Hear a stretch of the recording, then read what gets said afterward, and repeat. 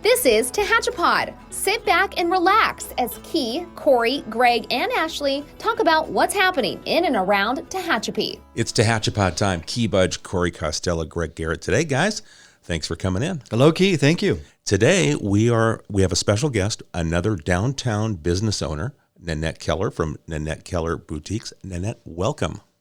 Thank you. It's nice to have you here, and give you a little bit of a tease story. I don't know if I told you guys.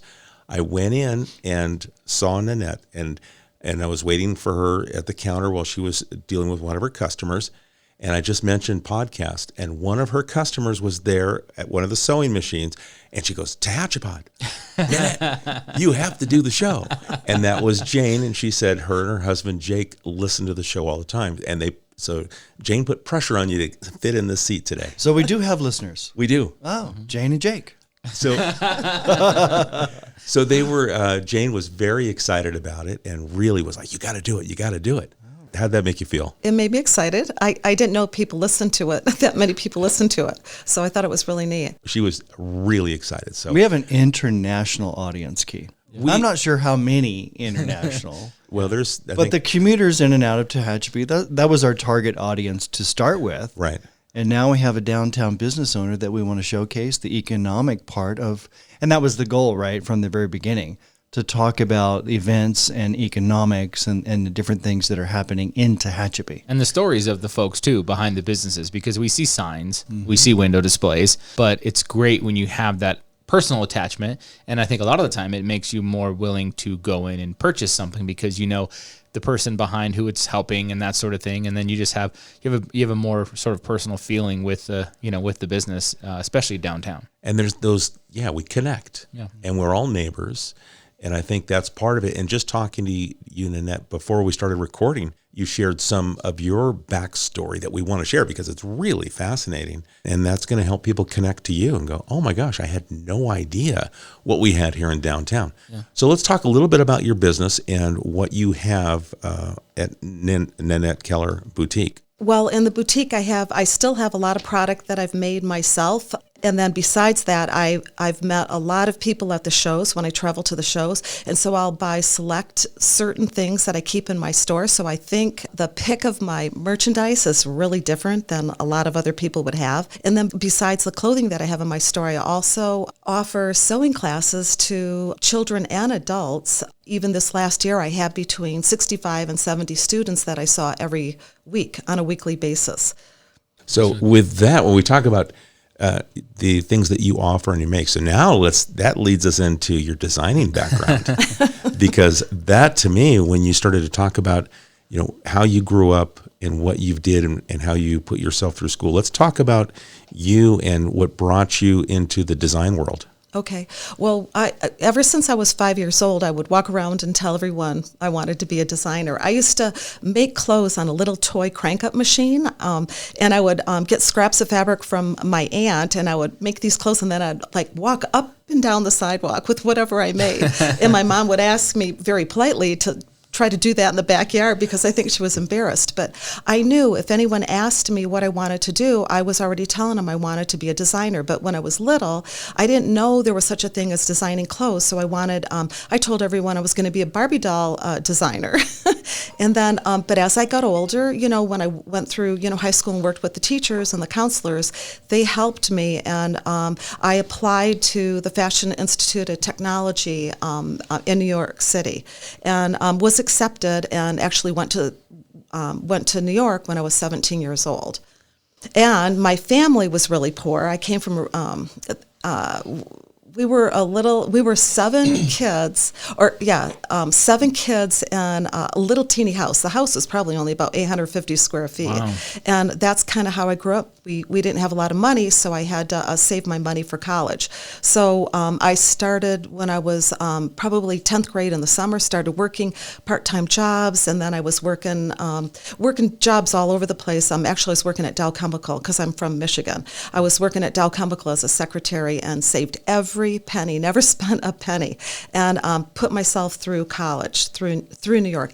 Actually, here's another part of the story. I got myself to college for the first year because it was a lot of money when you're going out of state. So then once I got there, When I flew back after the first year, I really didn't have enough money to put myself through school, even though I kept working. I had a counselor in high school that told me that school would never reject a starving student. So he said, if you run out of money, Nannette, he said, just sit on their doorsteps and then tell them you don't have money, but you want to keep going to school. So when I went back to school the second year, I really didn't have enough money. I had about $650 or $700. It barely paid for some of my books, and but back then everyone used checks, and so no one knew. And I remember I felt so guilty. I was signing up for all of my classes, and I remember my very first day of school walking to my class, and I walked by, because I applied for scholarships and grants, but every time I called the school, they told me that I didn't have anything.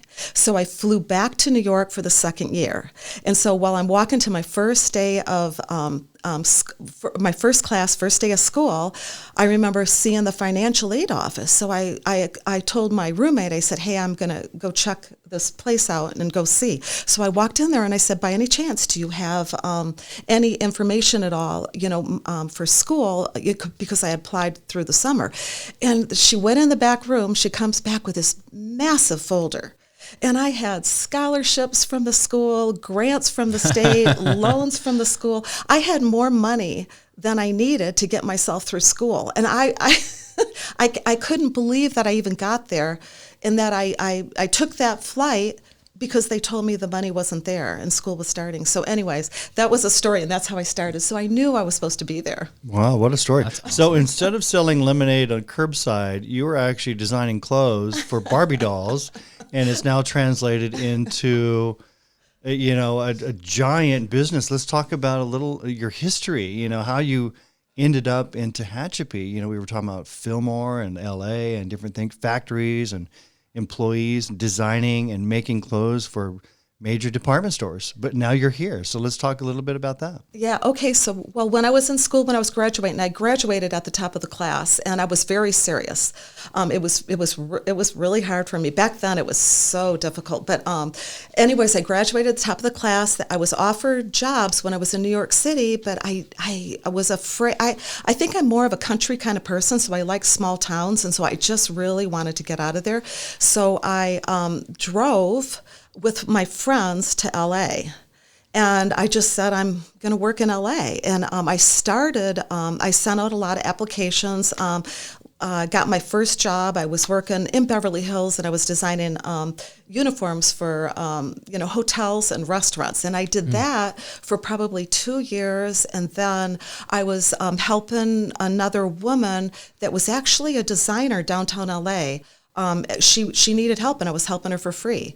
And she just kept saying, wow, you're really good. And so she introduced me to her company. She left that company, and I took her job. So then I started designing. I was designing down in LA for approximately 15 years. One of my last jobs being for Fila, the tennis shoe giant. I worked for them, and I designed for them for 2 years. I was doing their men's and women's outdoor clothing line. And then after I did that, I started my own company. And because I just kind of figured if I'm making money for everybody else, I might as well do it for myself. Yeah. So then I started my company, and we started growing so fast. At that time, I had a little space next to my husband's restaurant in Ojai, California. And we grew so fast, we needed space. I needed a place, and so we ended up moving to Fillmore, and it was a huge building on 6 acres of land, and we actually bought that building. And then while we were growing, I couldn't get my product made fast enough. And when you're working with department stores, you have to ship. It's just it. If they give you a date, you have to ship, or you're going to lose your order. So because I couldn't get the product made fast enough down in LA, I started my own sewing factory. Wow. What is that like? I mean, that put a ton of pressure on you to all of a sudden add another implement? Oh, yeah. Yeah. So designers are supposed to design, not necessarily produce. Manufacture, yeah. Right. That's a whole different, there's an entrepreneur and then the businesswoman. Oh, yeah. It was hard. It was really hard. Yeah. But everything I've ever done, I've learned everywhere I go, and everything I've done, even in this town, I learn every step of the way. And I always see it kind of like always moving me forward to the next thing. And so when I was with the sewing factory, when we had bottlenecks or we had problems in our sewing factory, I would get out there and I would literally sit at a sewing machine and copy the sewers that we had, and I would try to figure out how the machines worked, why a certain certain part of the line was going slow, and I would try to correct it. So over the years, from having that factory, I learned literally how to work on my factory I had single needle, double needle, overlock, cover stitch. I had bar tack machines, buttonhole machines. You know what that means, machines. Corey, right? I do. Yeah, Yes. yeah, Yes. we're keeping up. We're keeping up. My double tack machine at home needs a tune-up. But And then on top of it, we also couldn't get our cutting done fast enough. So we had long cutting tables that went all along the side of the building, and we had to learn to cut. So we were buying cutting equipment and spreading, and so all of that was so you were designing the clothing line, you were manufacturing the clothing, and you were selling it to Macy's and the bigger department stores. Macy's was the only one I didn't sell to. Okay, well, bad choice. terrible example. So Can you I sold edit to- that out? Yeah. No. I But you sold- were selling to department JCPenney. stores, Yeah, I was selling right? to like Nordstrom, Nordstrom. J. Jill. I was shipping to. I was in a lot of these big catalogs. There were a lot of catalogs that aren't here anymore today. Mm-hmm. But I was shipping to like Coldwater Creek, and I was even doing a QVC TV show. Some of our listeners may have some of your clothing in their closet. You Well, never know, probably, right? yeah. I've had several Seriously? people that bought my clothes from like Nordstrom's or other department stores walk into my store and say, "Oh my God, Yeah. What are you It's doing you. in Tehachapi? Well, so what are you doing in Tehachapi? So that's a perfect segue into what are you doing in Tehachapi? So you ended up here. This is an amazing story, and Yeah. now you have an amazing business right on Tehachapi Boulevard where people can walk in. They can learn to sew. They can buy some of your clothing that you've designed and manufactured. So let's talk about how did you end up in Tehachapi? I was actually, it's kind of a long story. My mother became ill and she had Alzheimer's. And so what I did is we were kind of moving her around to different family members, but I just kind of took her in, and she actually became a part of my family. And so I was trying to move away from the fast pace, because that's really what it was and what my life was like. And so we moved, and I don't know how I found Tehachapi. Actually, it was like someone just mentioned it. It was meant to be. I drove through the downtown area, and I just felt like I was home. And then you ended up across from City Hall. I remember a little suite that you moved into several years ago. And Yeah. all of a sudden there was a dress shop, and I thought, that's And I was still, when I unique. was over there, I was still doing a lot of wholesale. So when I was there, I was still working with a lot of catalog companies, and that was a nice little kind of place to kind of park my business. And so I was still working, doing business for a catalog company, a lot of it out of San Francisco, that did plus size. And even during COVID, I was helping companies. I made in about I think it was actually it was about a month. We made like 14,000 like hospital gowns through COVID, and I was doing that because like I knew so many people in LA, so people would call and say, "Hey, help! Do you know this, or can you do this?" And so I mean, I picked Tehachapi because Tehachapi is so close to downtown LA. I mean, when I was trying to find a place to live, that where I was kind of out in the country, where I felt like it was really peaceful. I really drove all over, but like we checked even out of state, but it was just, it's too far from LA. So if ever I need anything, I'm still close to the area that I need, that I can get anything in. And so that's why it just turned out to be a great place. Finally, after I moved here, after a few years, I kind of like woke up and thought, what a great place to live. I don't know how I got here. I don't know how I ended up here, but it's just a beautiful place. So. And you relocated recently from across City Hall, as Greg pointed out, to Tehachapi Boulevard within the last year or so. You had an much opportunity. bigger bigger Yeah. space. So what's that move been like? Oh, that's been really good. It gave me a lot more room it just gave me a lot more room to actually teach the students, but not just that. I think kind of a place to express myself because I was in such a small space. It was okay. Everything was always okay. I just thought I would do it when I saw that space become available, and it's been really fun. I love decorating, and I think that just, taking that store and, just kind of painting it and making it look cute, it's just stuff like that. I don't know. I just have so much fun doing. So Well, from the sidewalk, it looks really nice. You painted it black, and I remember I went in there a couple months ago to compliment you They on thought your they were in trouble when we walked in. They're like, we're from the government. We're here to help. we're from the right? city. They're like, uh-oh. Yeah. No, it looks great. No, really, we just came in here to say They were thank so you. nervous. I mean, so you set that building apart. I mean, the awning and the painting and pops. it pops and Yeah. the signage and the window dressings, all of that. You drive down the boulevard, you go, what was that? And then you go, oh, that's Nannette Keller's boutique. Right. I'm just impressed in the last 17 minutes we've been having this conversation about, again, this goes back to what I pointed out with the story. We didn't realize, first of all, that we had such a hustler downtown. Like Nannette has been hustling her entire career and grinding it out from, the steps of college to, you name it, and then to come to Tehachapi, and then just like the passion behind it as well. I mean, it's such a great story, and it's one of those great American stories. Not to sound cliche, but you have the ability to come from not much to put yourself through school, to get some assistance, to persevere through the setbacks, and then continue to drive to LA. I mean, this is probably the only country in the world people go, I'm just going to drive to LA and I'm going to make it in my business, whatever I'm going to be. Designer, actor, singer. I'm just going to go and I'm going to get it done. And you've done that, and it's an amazing story to have that. And it sets Tehachapi apart. We're not good, we're great because of people like you. Yeah. It's amazing. Yeah, great story. Now let's talk about your school, because when I went in, you had a student or a client there behind your row of sewing machines, and I know that's an integral part of what you're doing. Yeah, it is. I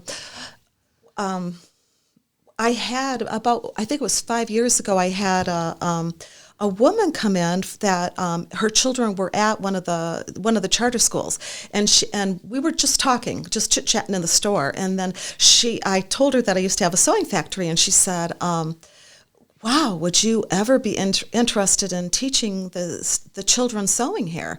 And my first response was no. Are you kidding me? That sounds a little crazy. I just thought, but she kept talking to me, and then I sat there and thought, well, maybe, because I sat there when I was at that other spot. Sometimes during the wintertime it gets slow, and I thought, well, maybe I could do it, and so I signed up and became a vendor, and then started teaching. And it's kind of funny because I think I only had a couple kids, like 3 kids. Now I'm up to, this year I was between 70 and 75 students. And I'm really proud of what I do because these little kids, I start them off at as young as 5 years old. Oh. And I would not give my 5 or 6 year old a needle. I'm just saying. Hey, I've never had anyone hurt themselves yet. And the reason why I do 5 is because that's when I know I was sewing, and I thought if I can do it, then someone else can do it. Yeah. So, and I don't, and it's amazing. It's amazing the stuff that I see. I sometimes I have kids that, like, I walk away in the beginning, I'd walk away and think, wow, these kids aren't going to learn, but they all do. And what I notice is when they practice a little bit, because my classes are like an hour long, they practice a little bit, and then they're gone for a week, and then they'll come back and sew again. And it's weird because there's something to it with when they, their brain, I think, absorbs this stuff at a different time than when they're actually practicing on a machine. That's how you learn. Yeah, because I've had kids that I'll go even through a whole year and I'll think, oh my God, I don't think they're going to learn. And then all of a sudden they come in and in front of me, they're sewing so good. And so my methods of teaching are, if you ever put a garment together, it's just like woodworking, it's like anything. The measurements, everything is measurements. Everything has to fit. So in fabric, when you're sewing fabric, you always have these edges. We call them seam allowances. That's the extra fabric after you do the seam. Mm-hmm. Okay, and that's the most important thing that a student could get right. And that's all I do is have them practice on day one. I put them on a sewing machine, and I make them sew these squares, and I have them follow the seam allowance with the edge of their foot. and I have them keep following the same straight line, and I teach them how to sew a seam allowance. And as soon as I see that they can sew a straight line, then I start putting them on little projects. So in my class, I have all these projects pre-cut because I think that's a little too much for these little kids to cut them out and lay out the pattern. So I have everything kind of pre-cut. So I just start pinning them, and they start slowly putting them together. But I've had kids make amazing things. I mean, I've started with kids where they just sat there and froze at their sewing machine, and it's like 2 years later, they're little. You know, they'll sit there and stare at their machine. They won't move. They're so cute. And then 2 years later, they're whipping away. I don't even have to hardly watch them, and they're putting these things together by themselves. Sewing projects in 1 to 2 weeks. We make these stuffed, monster dolls or stuffed dolls. We do pillow shams. We do a lot of stuffies that these kids like long snakes. We do these big I did a lot of things for the boys because actually that was another thing when I first started doing it. Some of my classes were 40% boys, which I was blown away. And I thought that was really cool. Because just like I know a lot of guys want to learn how to sew, when I was a little girl, I was trying to build with wood, and before everyone would separate us in these groups, when I was a kid. And, the boys didn't take the sewing classes. It was kind of neat. So 40% of my kids were boys, and the coolest thing is when COVID happened, I was getting pictures from mothers. They were sending me these pictures on their phone, and they were showing me there were 2 little boys. They were making a face mask for everybody in the neighborhood. Remember when we couldn't get face masks during COVID? Yeah. They're making face masks, and she was sending me pictures that the kids downloaded off the internet, and they were doing it themselves. So I had 3 boys actually doing that. That's really That's neat. awesome. It's one of the probably like most valuable skills, and we did some basic stuff, sewing machine, but 7th grade home ec, we learned basic sewing, even just needle stitching, how to sew a button on.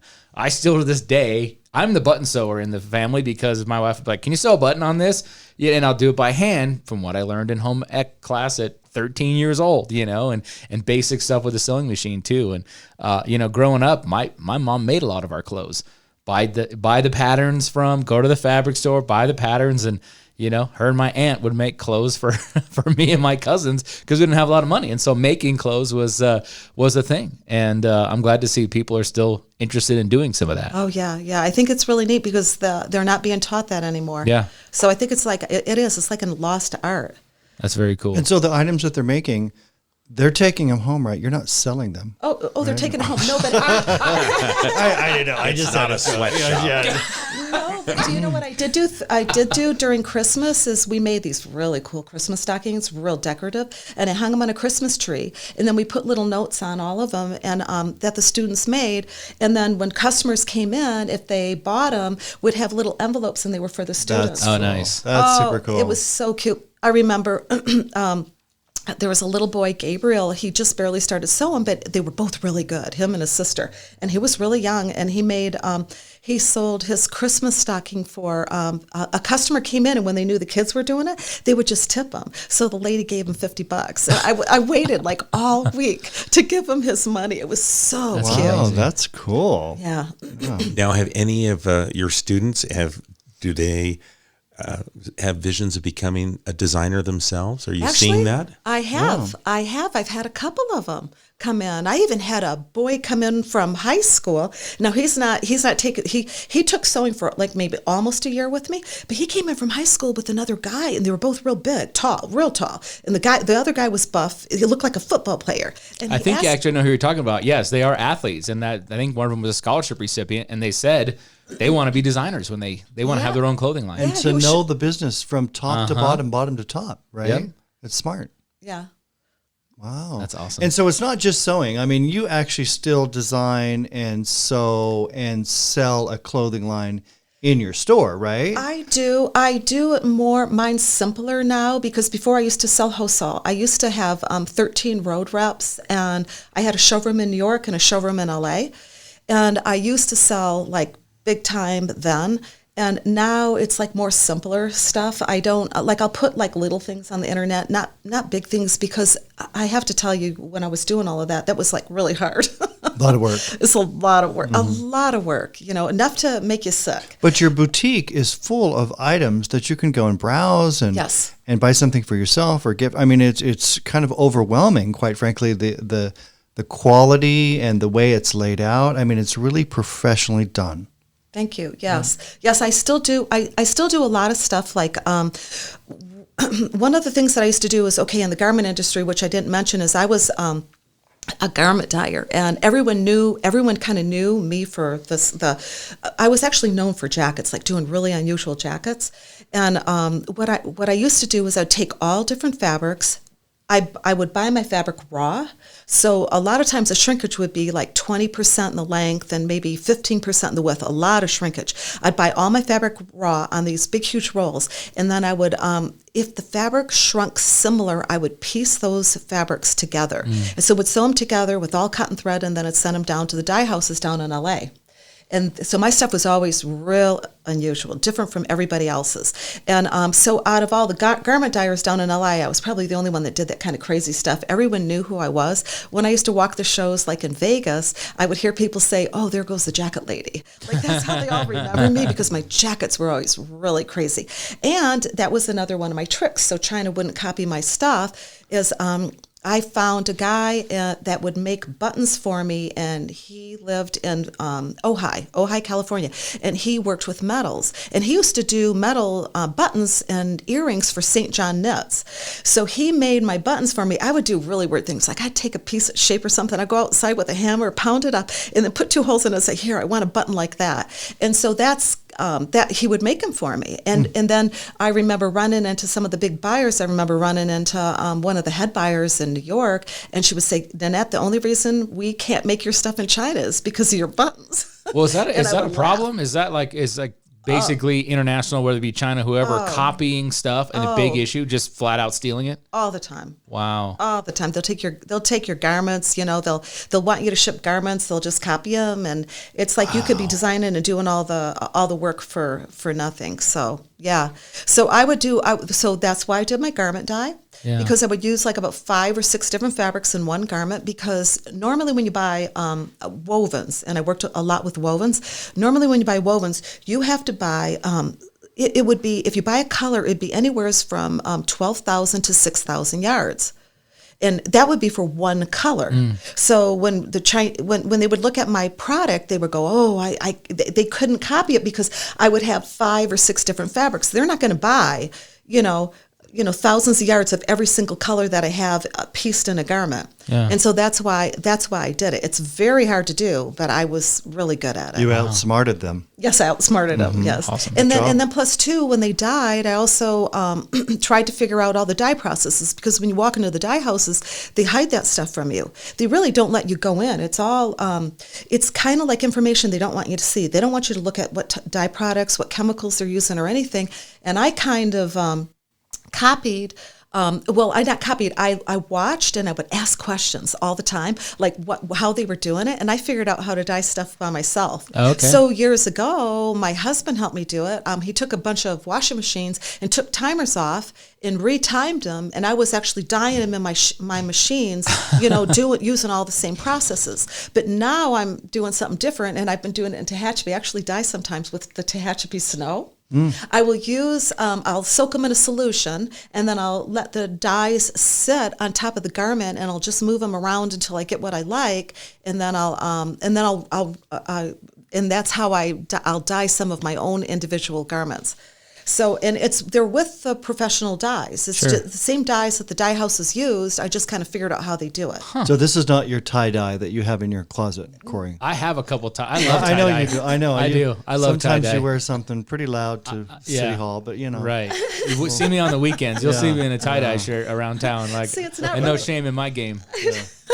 It's not really, I try not to do that tie-dye look. I try to do something where I mix colors. Like I try to keep them, and I try to get them to blend together. Yeah. Like I love taking like a red, different colors, shades of reds and maybe purples, and get them all to kind of blend together and smooth together. Yeah. So they almost look like a print, but they're not a print. I just love that, because what happens is you're actually mixing several different colors in one garment, and then when you try to merchandise it with another piece, they blend really well. It's really amazing. See, like I said, I've learned a lot of stuff. I didn't do a lot of this hand dye a long time ago, but now I like doing that, and that's a lot of stuff that I've been doing since I've been here. Yeah. We should have a dyeing course. Like That's the next class, right? you know. Next class in school. Right. Hey, those are my secrets. That's right. Yeah. Then wait and see what I wear to City Hall. Nannette, I want to ask you about when you think about design, and you've got your fall season, your summer season, your spring season. Do you tend to feel colors that come like where you get different inspirations and you want to make a change, or how does that process work for you? Even when I had my showrooms and I had my reps, I never followed what anyone else was doing. I don't know why. My ideas would always come to me when I was asleep, in my dreams, and then I would watch people like walk. Excuse me. And I'd see them walk, and their clothes would change. It'd be like say I'd watch a lady, and she'd have like maybe just the way she was walking. All of a sudden, I could see a certain jacket or a certain skirt on her, and I would literally see lines of what I wanted to do on the person. So it was weird. I don't know what my head was doing, but I would watch people, and then I would start drawing it. And I remember having a dream one time, and I remember having this dream, and I was walking by a window. Okay, this was my dream, though. I was walking by a window. Oh, my God, they had the coolest jackets. And so I'm sitting there. This is in my dream, and I have my sketch pad, and I'm trying to draw it, but I didn't want the owner to see me drawing the jacket. And then I wake up, and I think those were my ideas. It's just the opposite of me. Every morning, I'm getting dressed. I wear black pants and a white city shirt. I ask my wife, does this match? And she looks at me like, you wear that every day. Yeah. Yes, it matches. You'll be fine. See, and that's why I got. I can't even figure that out. That's why I got to step my game up a little bit. Anybody can wear government white, government gray. You got to throw a green jacket on once in a while, and just people know you're into it. My theory is anything matches. You just have to. Everything matches. Well, at least for women's. I guess a man you can tie it together with. Well, your men tie. now, it's like we used to watch like the TV shows, right? Like your sports shows, and everybody had the kind of standard suit on. And then I asked my wife the same thing. She goes, you can match anything now. And you watch like the NBA shows or whatever, NFL, and the studio guy's got a checkered jacket and a, whatever, black and brown now go together. I didn't know black and brown went together until just recently. Now it's fair game for That's men. sophisticated. Anything matches for men now. It's fair game apparently. And you need to be a consultant also, a private, design consultant for clothing. Yeah. Now, Nannette, how does it feel when you are out and you see someone wearing something that you designed? Oh, I feel that's it's killer. One time I was in New York, and a girl stepped off an airplane, and she was wearing my dress. And it was like, oh my God, I was saying to my husband. Did you go up to her and say, no. Oh, And then I one time I was in LA, and they unloaded unloaded an airplane because they had to work on it or something. Mm-hmm. And it was from Minneapolis, and a girl came out dressed head to toe in one of my outfits. Nice. Wow. It always feels amazing, mm-hmm. Just like I can't believe it, and I love it and they always tell me the same thing. They always say, oh my God, everywhere I go, someone asks me where I got this from. They love it. I've had people even buy my clothes and wear them to Europe, and they'll say people like in stores stop them and say, where did you get that from? Yeah. And they'll tell them. You probably can't go up to every person though, because at some point, some people be like, oh, that's cool, and some people are like, okay, crazy lady, this lady says she designed my clothes. Sure, really? She did. Yeah, really. Yeah. All right, have a good day. I was doing scarves here. I was making these scarves, and then I was hand dyeing these scarves, and I had a lady that bought, at the time I didn't know, but she was a cop from Ventura, her and her husband. And she said they were traveling in New York, and she was wearing one of my scarves, and she said a man came up and started grabbing it, saying, where'd you get that from? And I sat there and thought about it, thinking if you're a woman and you're a female cop, you're gonna be offended if someone's coming up like, yeah. Oh, wow. That's a little out and there. I knew why they were trying to figure out where the scarf came from, because they were it was because I was doing weird things. Again, I'll do things, I'll put like a button on, I do weird things. I made scarves, and I put snaps on the end so you could snap and wear it like 5 or 6 different ways.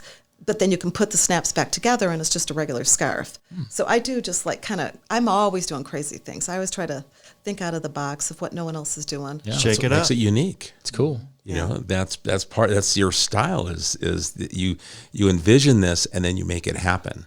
And I think that's really cool. And if anybody wants to see all this uniqueness, go into the store right on Tehachapi Boulevard. Go in and check it out. Now, where is Nannette Keller Boutique going? What's your vision? Is there going to be additional things that you're going to be doing, branching? Because you keep kind of like, yeah, well, no, I don't want to do the sewing. And it's like, now the sewing school is a big part of what you're doing. Is there some other things that you see in the horizon? Well, I think I've only been in this location for a year, and it's been a lot of hard work putting that place together. So like right now, I think I'm just going to kind of watch and see. Not yet. I have thought of opening up more again. I did have, so when I had my company in Fillmore, I did have, we had 7 outlet stores. We had one in San Luis Obispo. I had one in Ojai. I had, I think, a bunch in Michigan. I had them all different places. So I thought of that, but again, I don't know if it's a lot of work. Everything's a lot of work. So, and I'm working hard right now. Yeah. But you've got the energy and the passion, and I can see your creativity. You as we keep talking, you can see it. You're looking into the future. You're looking and pulling from this creative area that you can. Not everyone has that. I don't have that creative juice. I can't pull those. I'm very analytical, and I don't have the creativity. My wife has that creative, and I can see that's you. You can look, you can vision. We have big plans for you. Yeah. You're going to grow. We love dreaming with other people's money all the time. I'm already thinking about some areas in Industrial Park where we can set some things up. And this well, and the cool part about obviously, your location, your store here in Tehachapi, and even the others around you in downtown is for most of us men, it's like, oh, it's another spot where my wife can buy things. However, these types of places are great at getting us men out of a jam when we need a gift or something. I do it all the time, whether it's your place. From experience. Exactly. This is like, fellas, let me tell you, these places will save your life. They will help you because you don't have to go to Bakersfield because sometimes you don't have time and you've got so many options along, in downtown, in Tehachapi in general, but it's unique. It's not off the rack at a major department store. It has been in the past, but this is, now it's here and it's, been designed here and there's a lot of stuff there you have in the shop and other places downtown are similar. So it's very cool to have that option, that unique purchase that's from right here in Tehachapi. It's convenient and it will get you out of jam. And it's shopping, shopping at home, right? And it's shopping local. We always talk about the hometown dollar. It matters. It matters a lot. Yeah. Well, that was a really good point because I have men come in all the time lost. Yes. And they're looking for something for their wife or someone. Sometimes it's even for their daughter. And I always ask them to pull out a picture. And I ask them how tall they are, and so you kind of design on the spot, or think like what I have will fit. Yeah. I kind of look. That's because cool. See, fellas, she's helping you out even more. I want him to be happy. And I did have one time I did that, and the man kind of described his wife and didn't have a picture. Described his wife, what she looked like, and everything. And I picked something out for him. And the next day, I get a phone call from the woman, his wife, and I thought, oh my God, she's not going to like anything. She wants to bring everything back. And she told me. She said that was the nicest present my husband ever gave me, and it was the nicest thing I could have ever heard. That's cool. So yeah, I do that. I do that a lot with men, and some of them I get a lot of repeat too. Repeat people coming in asking me too, and then I get to know their wives and. Then I can even help them more. Yeah. But yeah, that was a really good point. Yeah. Now you're going to have a line of guys just standing outside waiting to get in to get the consultation here to say like, here's a photo. What can you do for me? That's very cool. Well, Nannette, how can people follow along with this journey that you're on? Are you on social media? Yes, but I'm not much of I know I'm horrible, huh? I'm not much of a Facebook person. I'm on Facebook, but I'm not, I have a girl sometimes that'll help me and post things for me. Just because I'm so busy, really.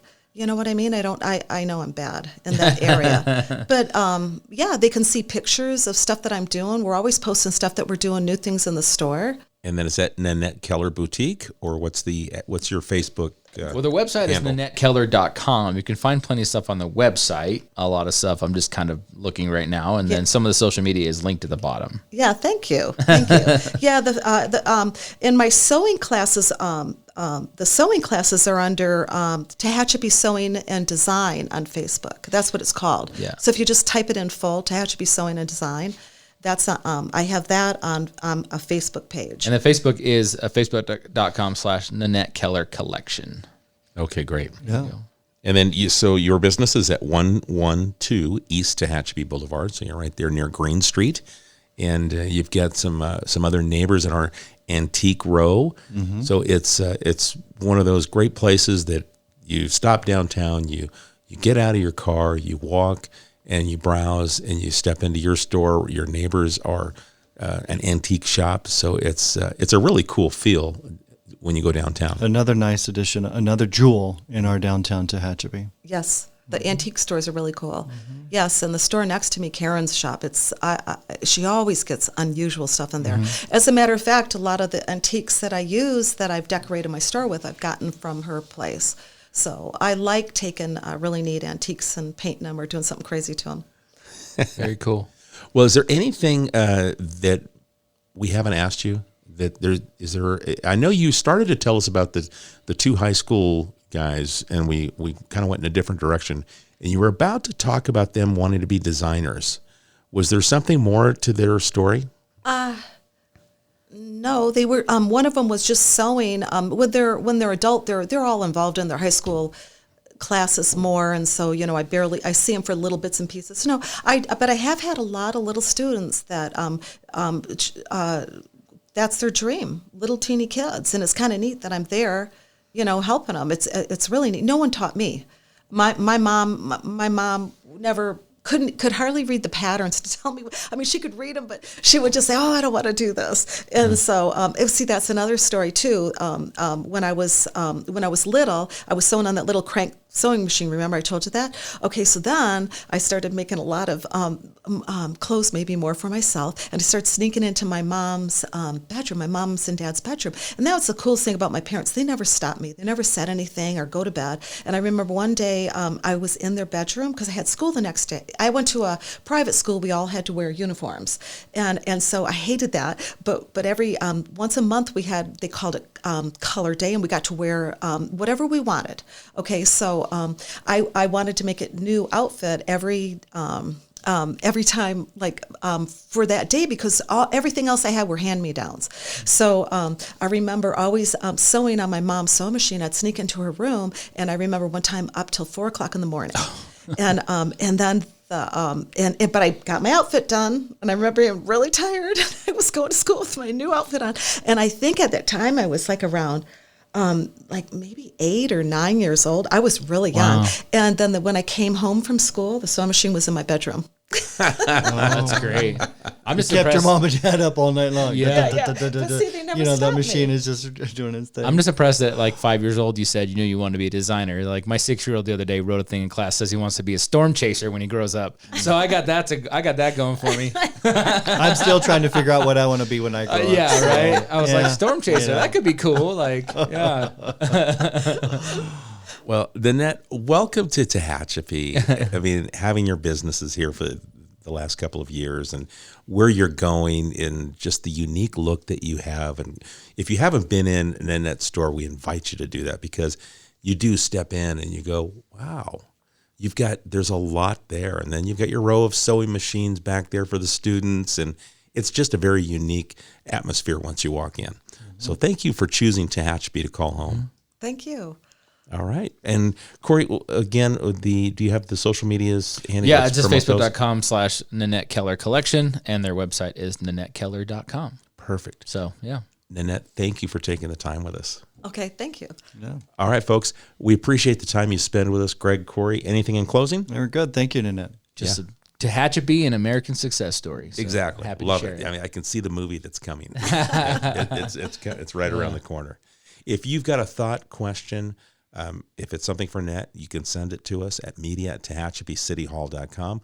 We appreciate the time you spend with us, and we'll catch you again soon right here on Tehachapi. Tehachapi is a conversation about Tehachapi, featuring the community members who make this such a special place to call home.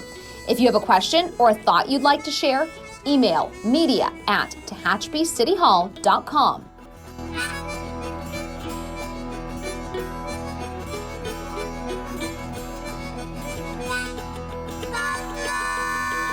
Thank you to Gary Mazzola for sharing his song, This is Tehachapi.